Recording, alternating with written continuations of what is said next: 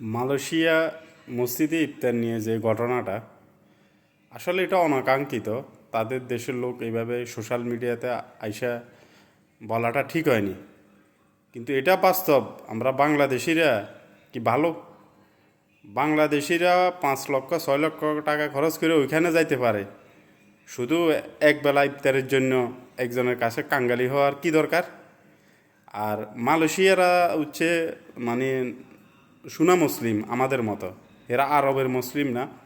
আপনি মনে করেন আরব দেশগুলোতে সৌদি আরব, কুয়েত, বাহরাইন, কাতার, ওমান, আবুধাবি, ঠিক আছে, দুবাই বলেন, এইসব দেশগুলা কিন্তু মন মানসিকতা অন্য।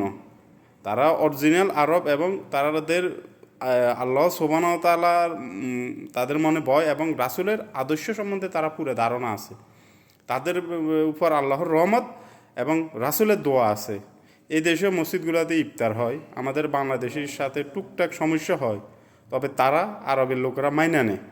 কিন্তু মালয়েশিয়ার লোক তো আরব না, তারা নন আরব, আমাদের মতো এশিয়ান, ঠিক আছে। আজ থেকে 50 বছর আগে তারা সেম আমাদের মতোই ছিল। অর্থনৈতিক ডেভেলপ করাতে এই জন্য উন্নতি হয়েছে, কিন্তু তাদের দেশের কালচার অনুসারে তো আমাদেরকে চলতে হইব। আমাদের কিছু লোকের কারণে দেশের আজকে মান ইজ্জত সব বিলীন।